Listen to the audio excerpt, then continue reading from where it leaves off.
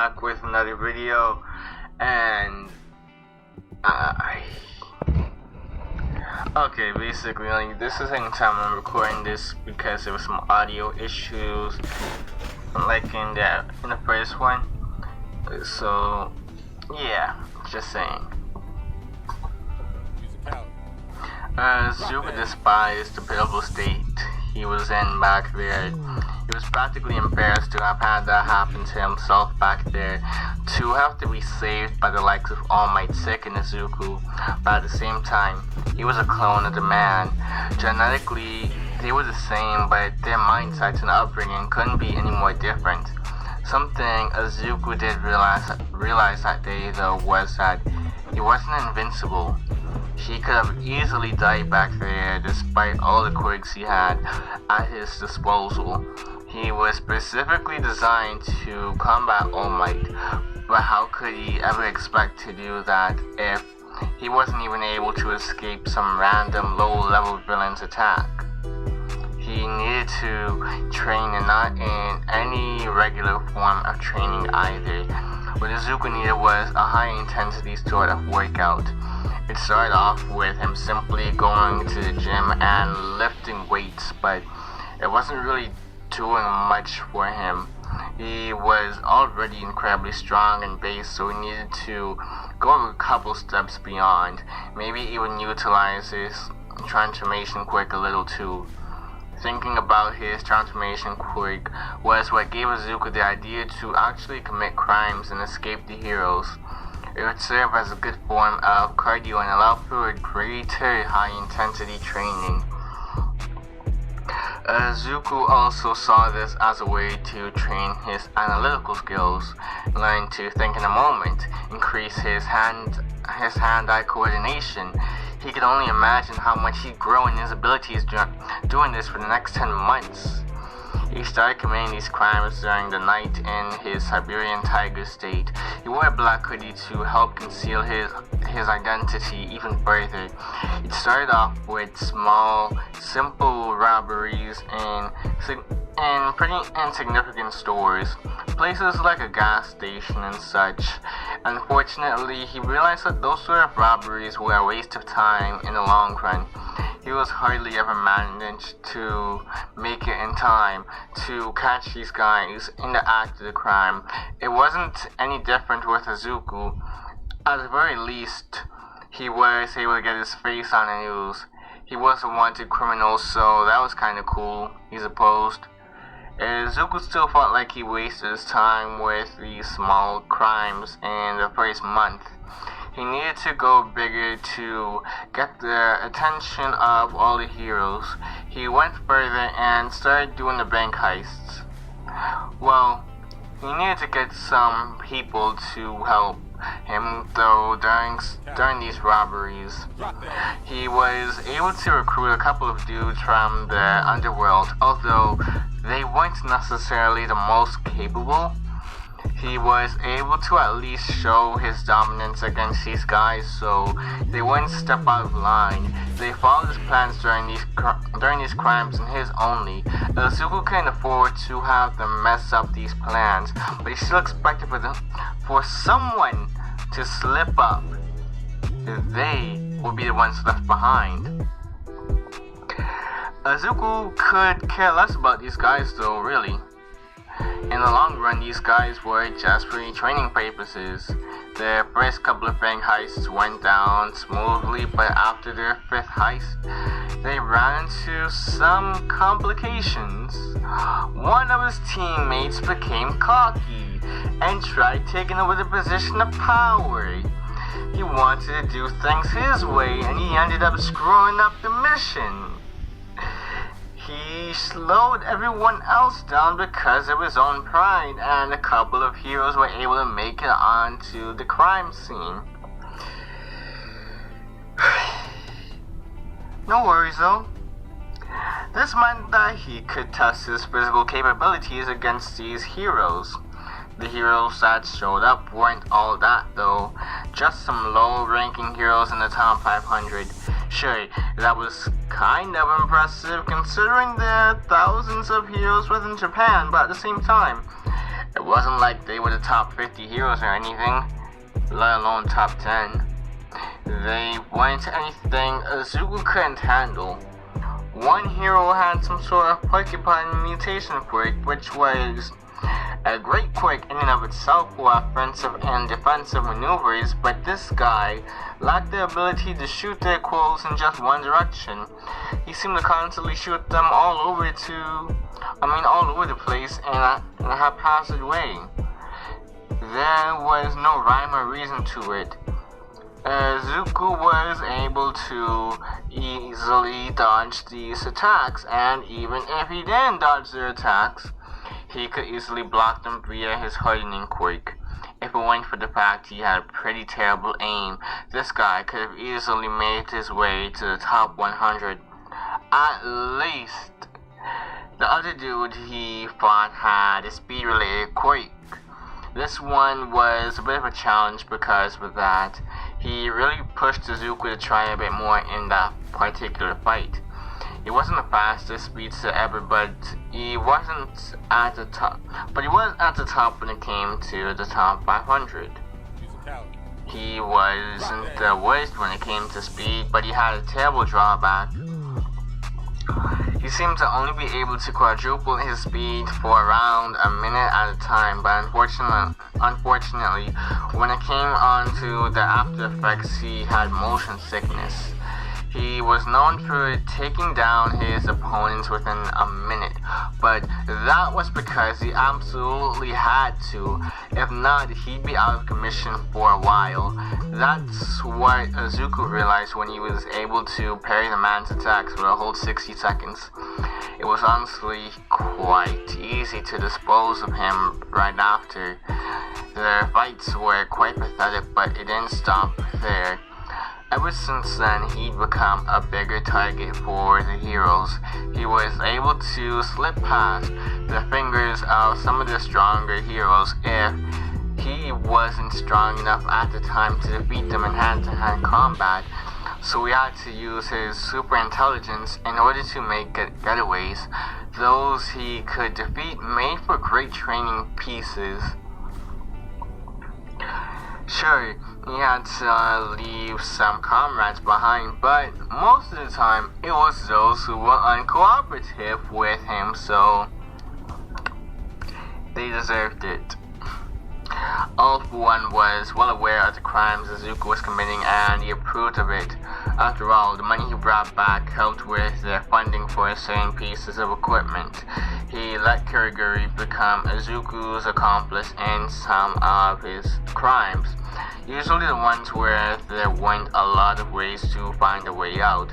This was rare for the boy though. The other times Kurogiri became involved were when Izuku defeated some heroes and he found their quirks to be interesting. Kurogiri would warp their bodies over to headquarters where All for One wouldn't hesitate to steal their quirks and transfer them to Izuku. During those 10 months, Izuku was able to upgrade himself multiple times. Now he had the Porcupine Hero's quirk, a weak telekinesis quirk, and a tear gas quirk. By themselves, they didn't seem like much, but combined together, they were a dangerous combination. In Izuku's hands, they were far more terrifying than in most other people's hands.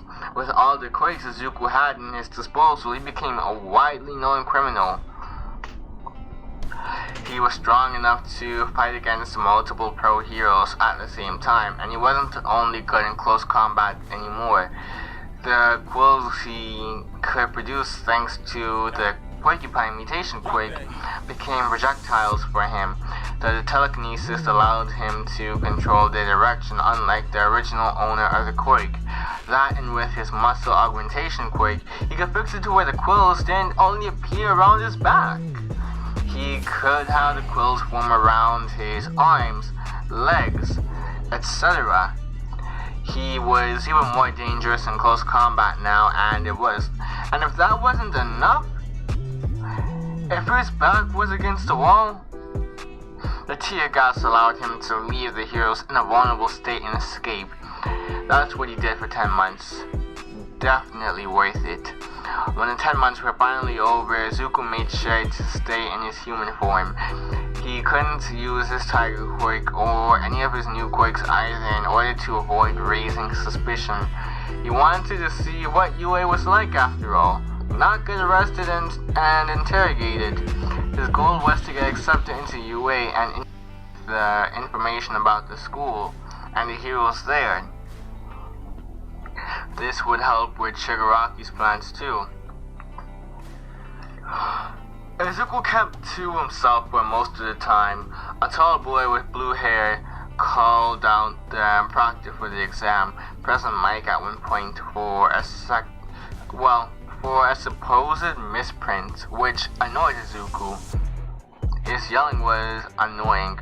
He hoped he wasn't like that all the time, because if he were to ever become classmates with the boy, he would have to beat him into submission as well.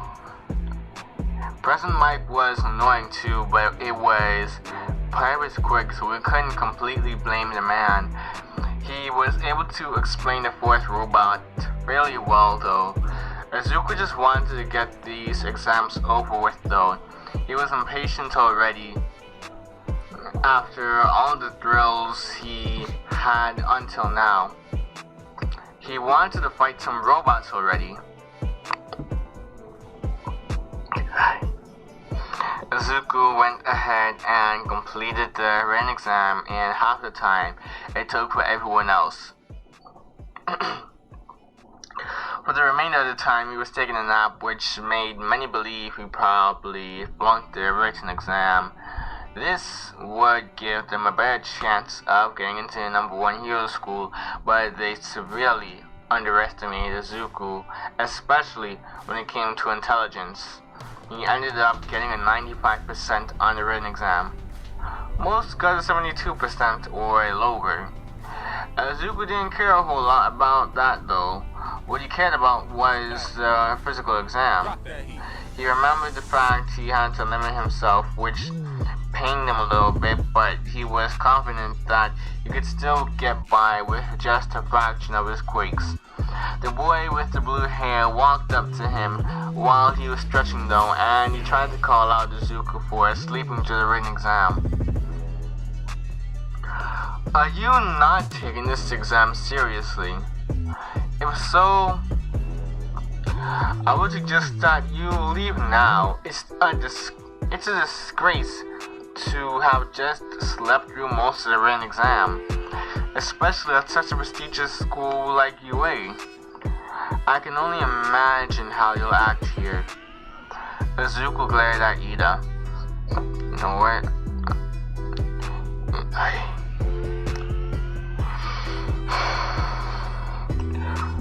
Listen here, buddy. I do what I want because I can afford to do it. That written exam was easy. I don't know how it was for the rest of you, but unlike how I may appear, I'm actually fairly intelligent. You just can't stand the fact that there are people in this world inherently better than you. Izuku hammered down at Ida, jabbing his finger in the slightly taller boy's chest. Izuku turned his back to Ida afterwards. They caused quite a bit of a commotion, which left many people to stare at them and begin whispering to each other. Gosh, the dude with the black hair is arrogant. I know, he makes it seem like he's better than us. I hope he fails. Same here. Izuku huffed in frustration, hearing everyone just start gossiping about him. He saw the gates open up though, and President Mike told everyone to go. There were no countdowns in real battles after all.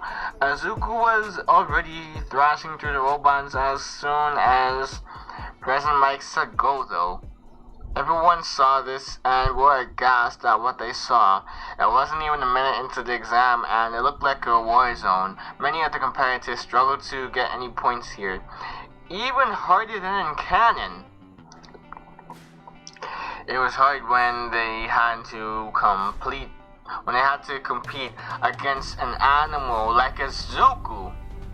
He was only using his density quirk at this point and a bit of his telekinesis quirk, but it was hardly noticeable. Just to get debris out of the way.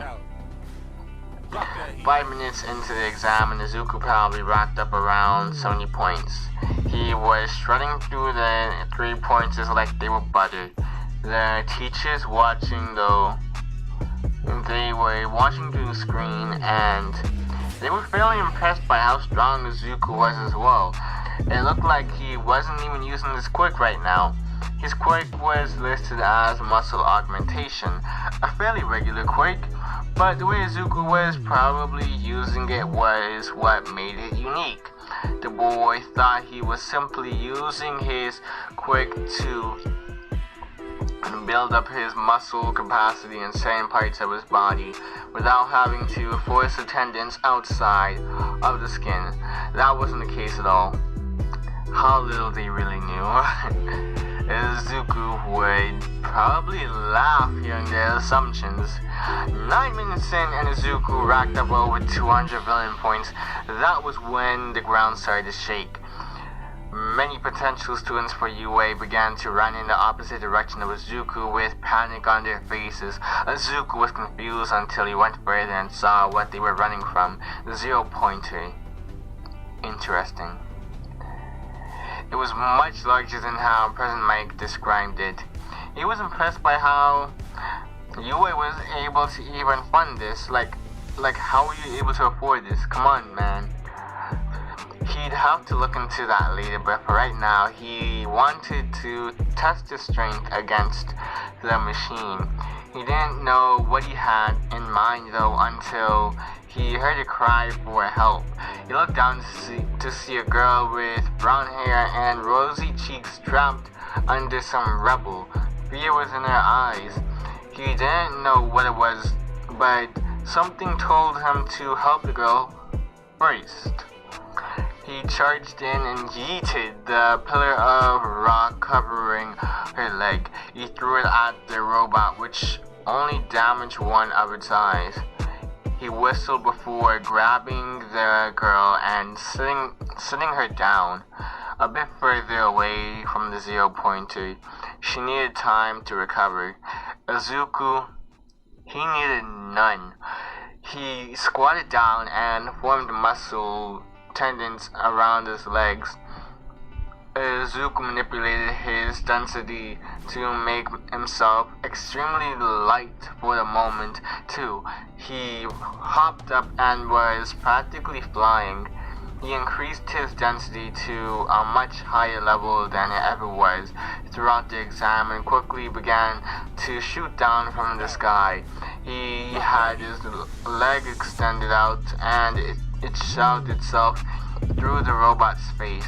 The robot's face then simply collapsed from Izuku's strike though. It went much farther. It crashed through the robot's neck and chest frame. The robot exploded into several pieces. The teachers and students alike were immediately alarmed seeing this. They were worried for Izuku now. That explosion was huge! And they doubted he came out of there unscathed. Several teachers left the hidden room and went to check on the examinees, more specifically Izuku. They checked to see if he was alright, or if he even still had one of his limbs left after that attack.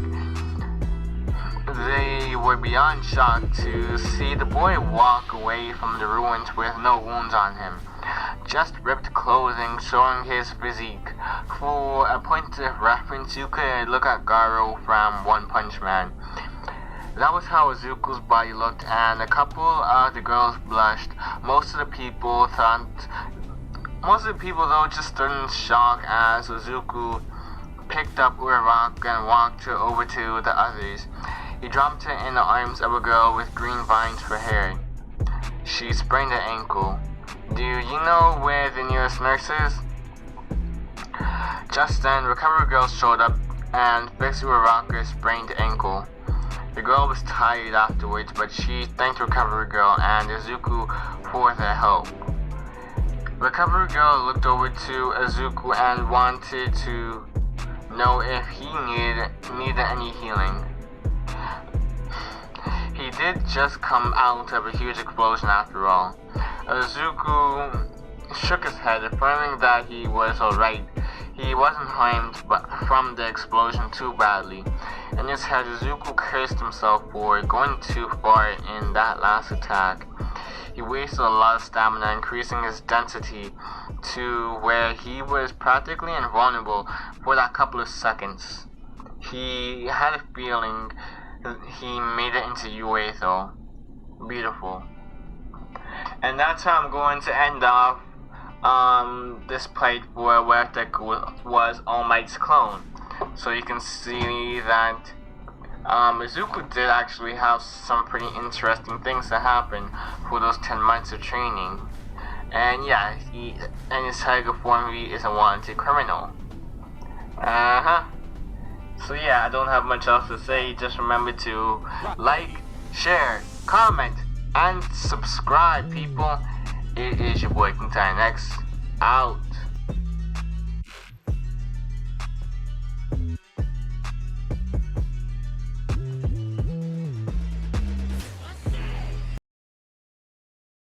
You naughty, naughty. You teasing me, you naughty, naughty.